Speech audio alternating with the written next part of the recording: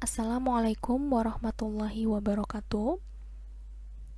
Kali ini saya akan membahas mengenai mata kuliah angkutan umum pada pertemuan keempat.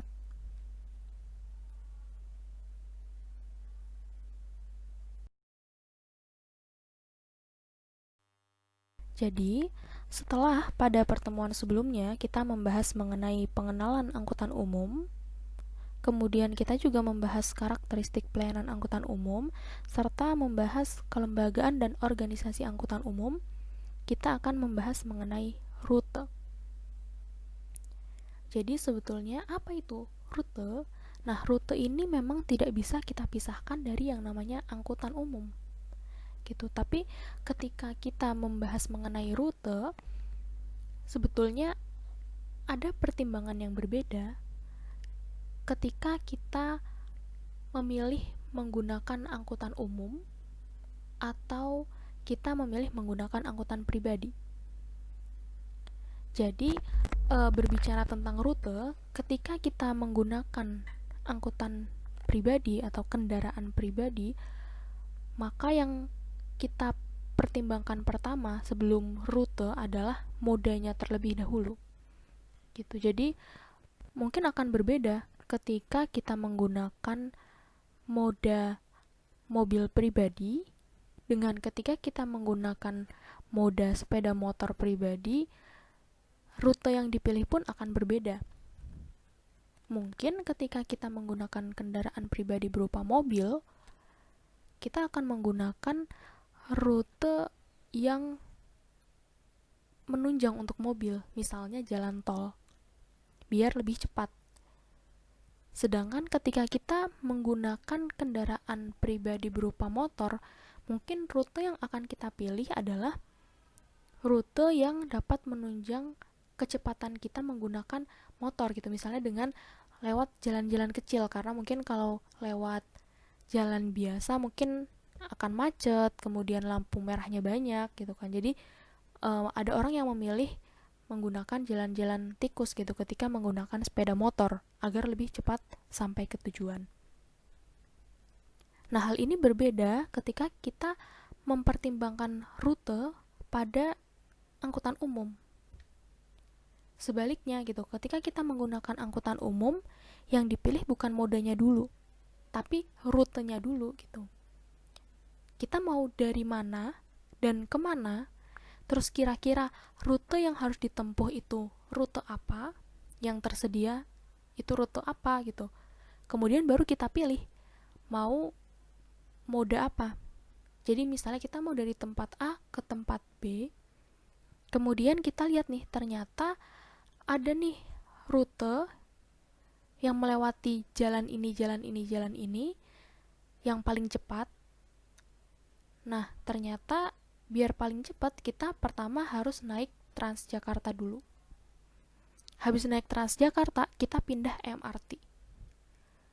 Jadi kan itu kita jadi modanya itu kan akan mengikuti si rutenya tadi. Kebalikan kan dengan ketika kita menggunakan kendaraan pribadi. Nah, itu mungkin sedikit gambaran mengenai rute. Nah, kemudian apa sih rute ini gitu? Apa yang dimaksud dengan rute gitu? Karena rute ini ya memang tadi itu tidak bisa dipisahkan dengan angkutan umum. Karena kalau ada angkutan umum ya pasti ada rutenya. Nggak ada angkutan umum yang dia nggak ada rutenya gitu. Berarti kalau dia nggak ada rutenya berarti bukan angkutan umum dong, gitu kan? Nah, jadi rute adalah suatu pelayanan jasa angkutan umum yang secara periodik memberikan pelayanan kepada calon penumpangnya.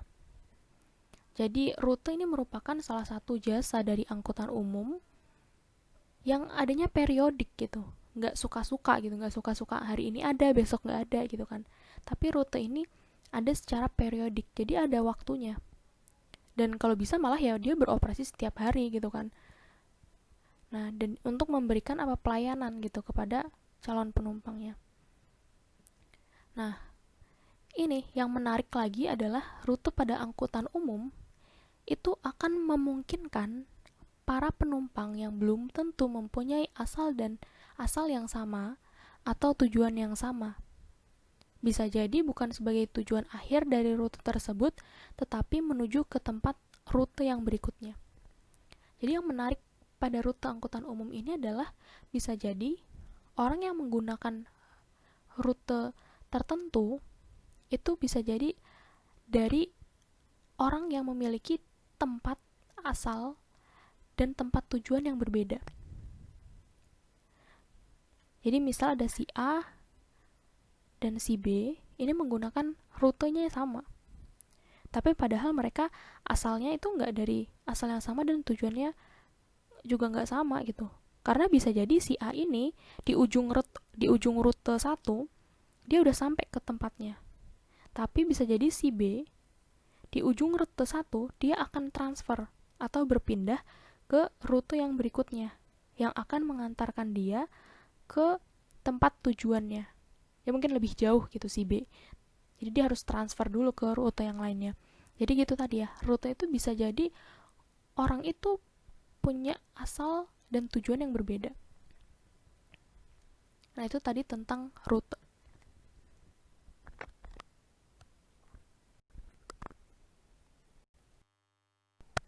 Nah ini merupakan rute dari Trans Jogja. Jadi sebagaimana bisa kita lihat bahwa di sini ada berbagai macam rute dan koridornya ya. Ada yang berwarna, kalau koridornya ini bisa lihat berwarna ungu, biru muda, biru tua, bahkan kuning, oranye. Nah ini merupakan rutenya. Nah untuk yang hijau ini dia adalah portable, letak-letak portable di mana aja. Dan kemudian di sini yang merah itu adalah halte. Jadi misal gini, kalau kita lihat di sini, misal ada orang A, dia mau dari terminal Jombor ke Bandara Adi Sucipto di sini. Jadi dia asalnya dari terminal Jombor, dia ingin berpergian ke Bandara Adi Sucipto. Terus ternyata ada orang, dia ingin berpergian dari terminal Condong Catur ke terminal Giwangan, ini dari utara ke selatan. Nah bisa jadi dia nanti pada satu titik dia memiliki rute yang sama karena memang rutenya misalnya didesain dia misalnya ke sini lewat sini misal terus kemudian yang dari terminal Condong Catur dia ke sini untuk ke sini. Nah berarti kan bisa jadi dia ada overlapping rute di sini, jadi dia menggunakan rute yang sama padahal dia asalnya kan beda nih, terminal Jombor, terminal Condong Catur, dan tujuannya beda juga, terminal Giwangan dan Bandara Adi Sucipto. Jadi rute itu sifatnya tetap, dan yang agak memerlukan effort itu ya sebenarnya penumpangnya gitu. Jadi misal orang rumahnya agak di sini nih, agak di sini, dari agak ke baratnya terminal Jombor. Tapi berarti dia dari sini harus ke terminal Jombor dulu atau misalnya ke halte terdekat gitu. Memang effortnya yang lebih gitu ketika rutenya tetap. Nah itu mungkin sedikit gambaran lagi tentang rute.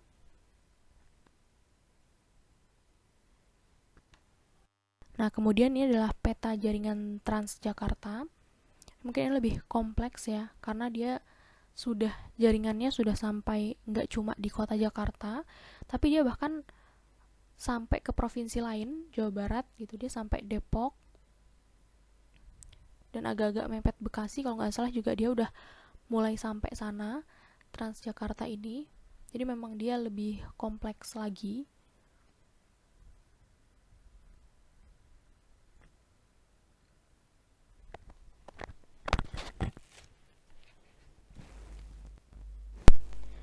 Sekarang kita akan berbicara mengenai sistem jaringan rute dan bagaimana terbentuknya sistem jaringan rute tersebut.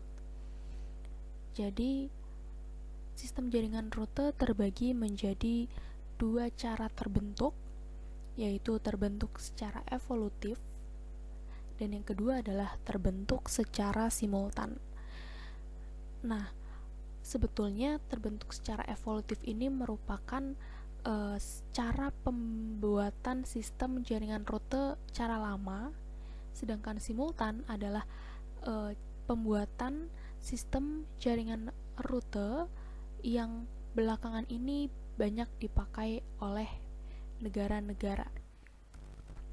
Nah, kemudian sekarang kita yang pertama akan membahas mengenai sistem jaringan rute yang terbentuk secara evolutif.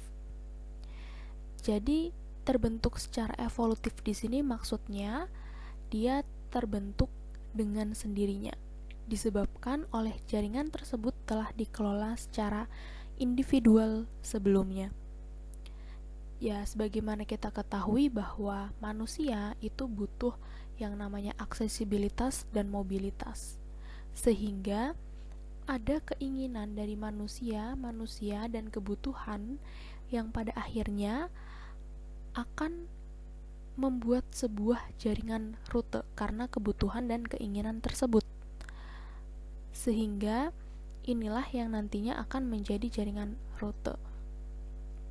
Nah, kemudian yang kedua, antar jaringan rute yang satu dengan lainnya tidak terdapat koordinasi yang baik, sehingga sistemnya ini dapat kita katakan tumbuh secara parsial.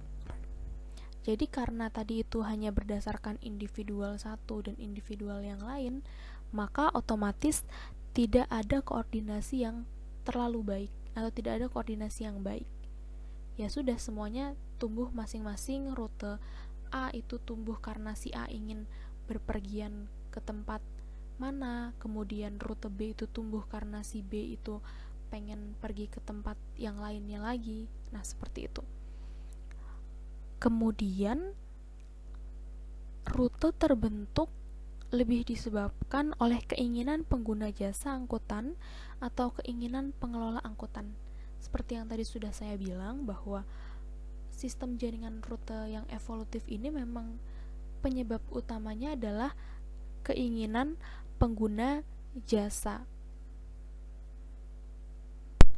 Kemudian biasanya rute yang terbentuk hanya melintasi ruas jalan arteri atau jalan yang mempunyai potensi demand yang tinggi.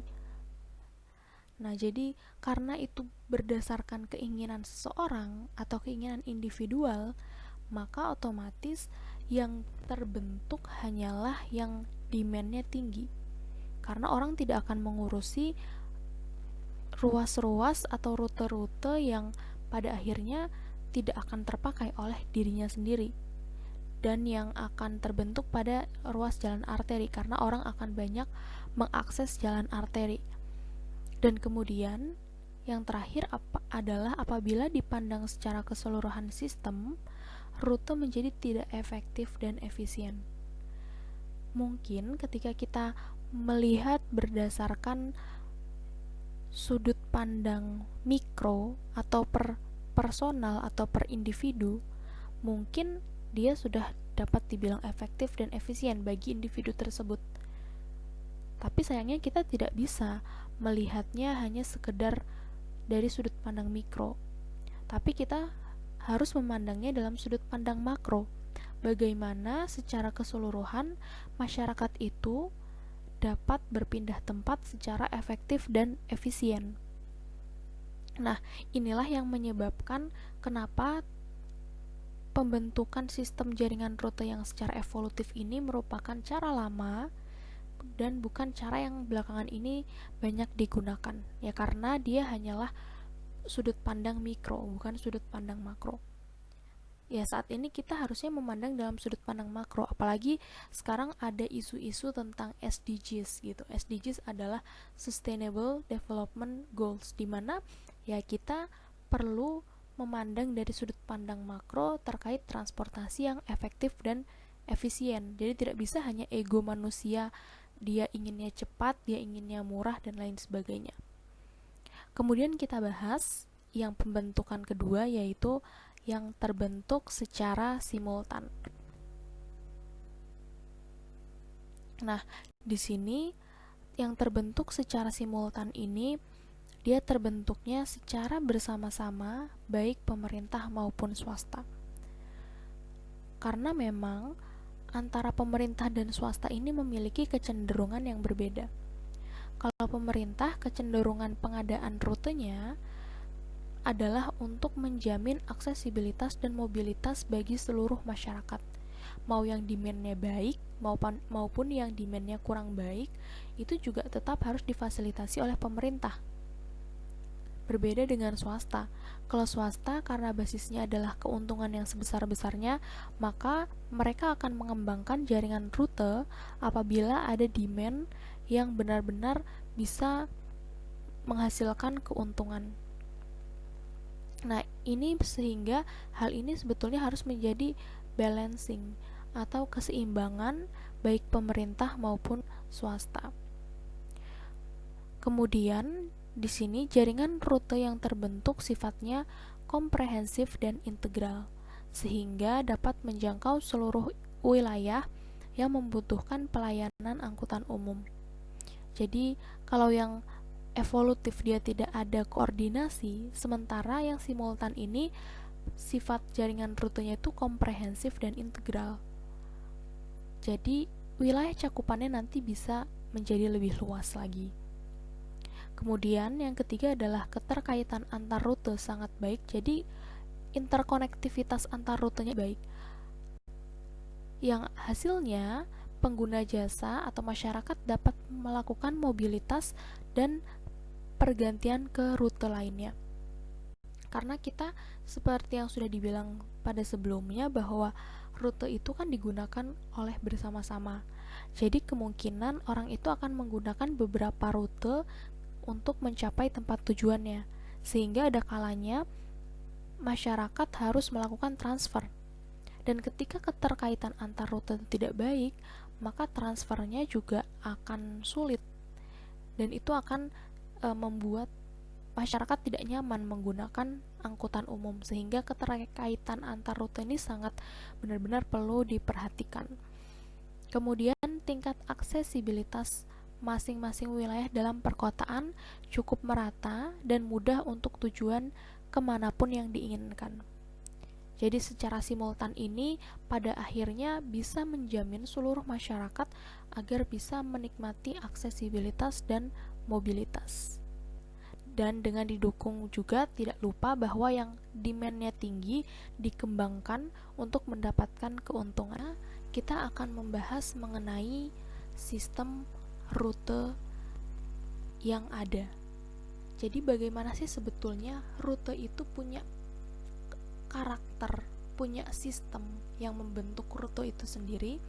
Jadi yang pertama adalah tinjauan dari aspek spasial geografi maupun dari waktu pelayanan harus bersifat tetap dan tidak diperkenankan melakukan deviasi atau penyimpangan atau perubahan rute atau perubahan waktu itu tadi. Maka penumpang dengan berbagai kepentingan dapat mempergunakan rute angkutan umum secara bersama-sama. Tadi karena kita sudah tahu bahwa rute itu sebetulnya sebaiknya tetap. Karena mungkin gini, bagi sebagian orang adanya deviasi dari rute itu merupakan keuntungan bagi mereka. Tapi bagi sebagian orang yang lain itu merupakan kerugian yang mereka dapatkan jika terdapat deviasi. Maka karena rute ini harusnya digunakan bersama-sama oleh orang yang memiliki kepentingan yang berbeda-beda, maka kita minimalisir yang namanya deviasi agar semua orang sama dapat menggunakan rute tersebut. Kemudian yang kedua, rute angkutan umum akan melayani penumpang yang mempunyai asal tujuan yang berbeda dan penumpang dengan jarak perjalanan yang tidak sama. Hal ini sebetulnya sudah kita bahas pada slide sebelumnya.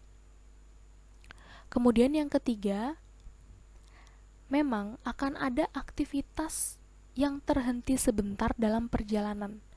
Dan ini mungkin menyebabkan penumpang lainnya akan merasa terganggu, karena mungkin waktu perjalanannya lebih panjang dari yang seharusnya.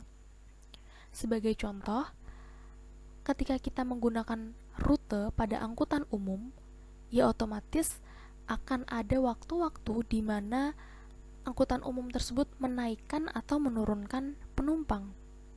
Sehingga mau tidak mau memang ada waktu-waktu yang ditambahkan dibandingkan ketika kita menggunakan kendaraan pribadi yang tidak perlu berhenti-berhenti. Sementara ketika kita menggunakan angkutan umum ya tentu pasti ada waktu di mana berhenti gitu. Dan mungkin bisa jadi ini faktor yang bagi sebagian orang mengganggu karena waktu perjalanannya lebih panjang dari yang seharusnya. Kemudian kita masuk yang keempat, yaitu namun kondisi demikian tidak terjadi sepanjang waktu. Jadi berhenti sebentar itu tidak terjadi sepanjang waktu. Akan tetapi hanya terjadi pada waktu-waktu jam sibuk saja. Karena ketika jam sibuk, orang akan banyak yang naik dan turun, sehingga waktu berhenti akan semakin lama. Pun ketika jam sibuk, akan terjadi kemacetan, sehingga tundaan-tundaan akan menjadi tinggi juga. Akan tapi ya ketika jam non-peak hour atau off-peak hour, mungkin tundaannya tidak akan sebesar itu.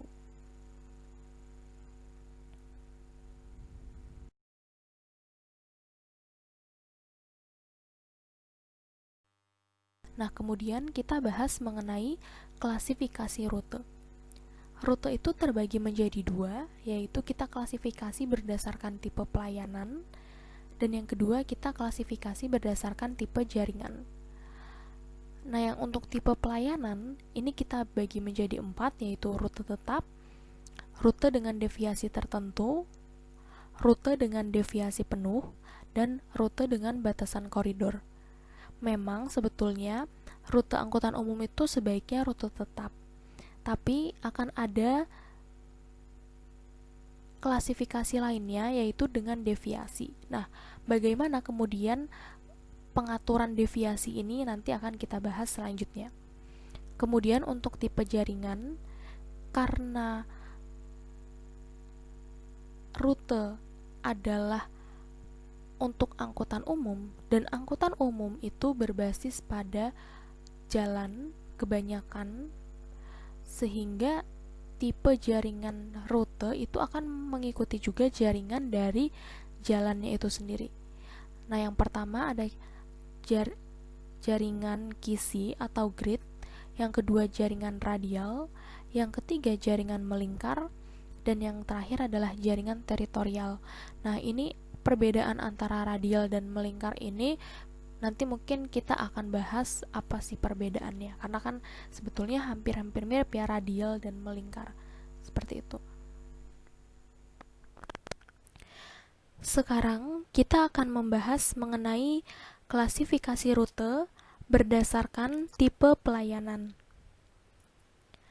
Terdapat 4 klasifikasi berdasarkan tipe pelayanan, yaitu yang pertama adalah rute tetap. Jadi, pada rute tetap ini, pengemudi wajib mengoperasikan kendaraan sesuai dengan rute yang ditetapkan. Dan pengemudi tidak diperbolehkan sama sekali melakukan deviasi dari rute yang telah ditentukan. Pada rute tetap ini memiliki contoh seperti rute BRT, misalnya Trans Jogja, kemudian Transjakarta, atau bisa juga rute dari MRT, LRT, dan kereta listrik atau KRL. Nah, ini merupakan rute tetap. Karena tidak mungkin kita minta supir dari misalnya Trans Jogja untuk melakukan penyimpangan atau deviasi dari rute yang seharusnya ada. Seperti itu. Kemudian kita beralih ke rute dengan deviasi tertentu. Yang dimaksudkan dengan deviasi tertentu di sini adalah adanya deviasi atau penyimpangan yang disebabkan alasan khusus. Nah, ada beberapa faktor deviasi yang diterima, yaitu yang pertama, tundaan dapat ditolerir oleh penumpang. Yang kedua, adanya biaya tambahan akibat deviasi. Yang ketiga, jumlah armadanya harus dipastikan banyak. Yang keempat, toleransi kapasitas operasi. Dan yang terakhir, deviasi masih dapat ditolerir. Untuk tundaan dapat ditolerir itu karena memang dengan adanya deviasi pasti ada tundaan, sehingga waktu perjalanan untuk sebagian orang akan semakin tinggi. Dan tundaan ini harus dapat ditolerir. Kemudian biaya tambahan tentu harusnya memang dibayarkan ketika ada deviasi. Untuk jumlah armada banyak itu diwajibkan karena jika armadanya tidak banyak, maka dikhawatirkan penyimpangan itu akan menjadi penyebab dari tidak optimalnya sistem transportasi. Misalnya ada orang yang pada akhirnya tidak kebagian pelayanan transportasi publik, nah itu kan menjadi permasalahan.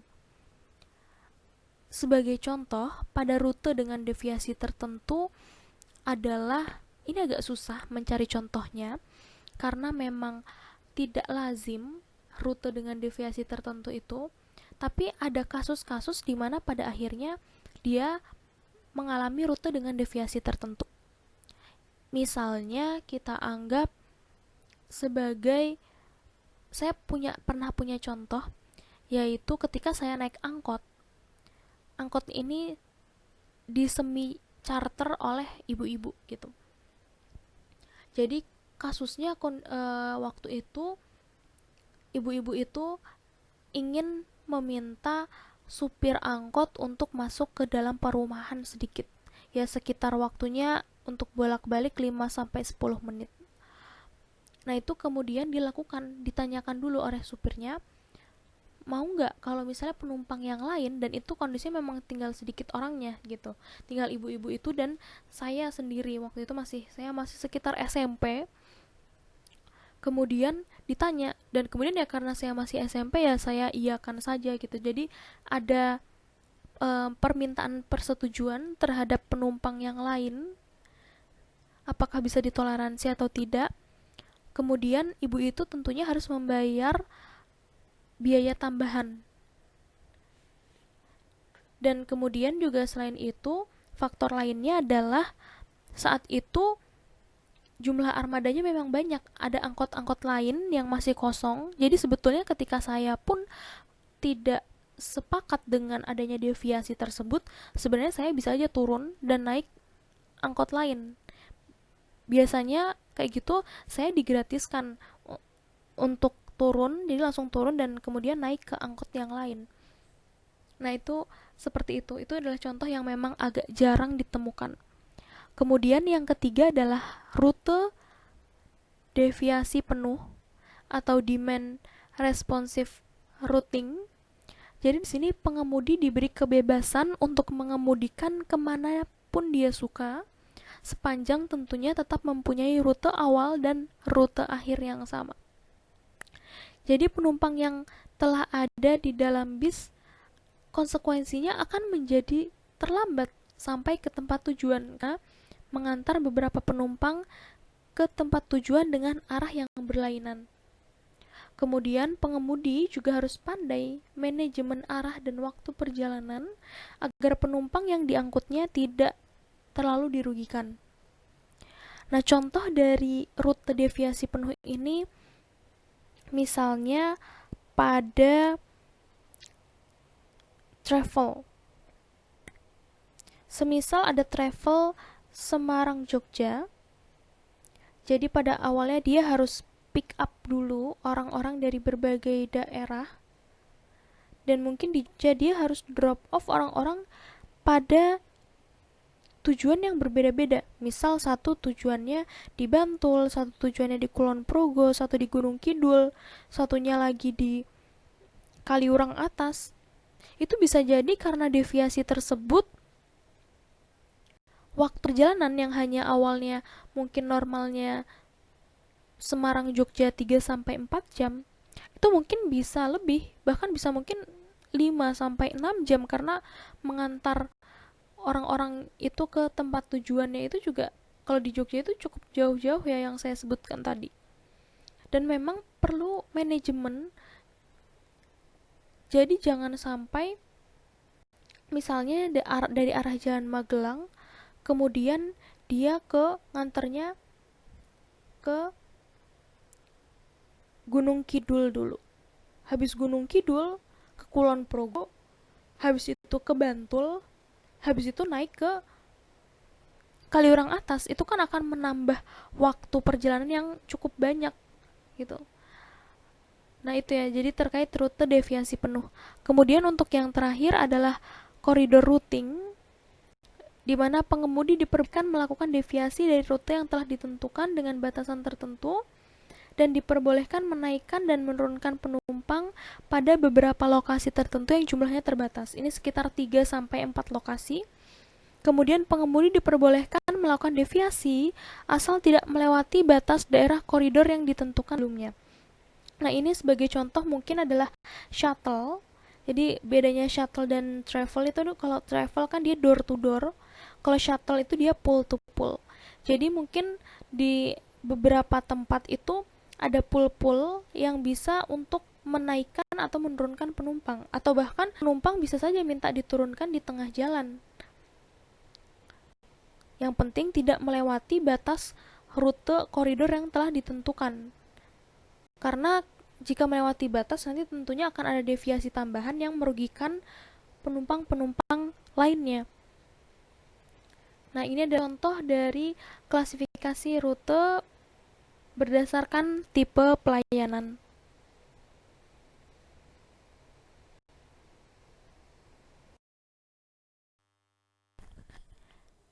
Ya, jadi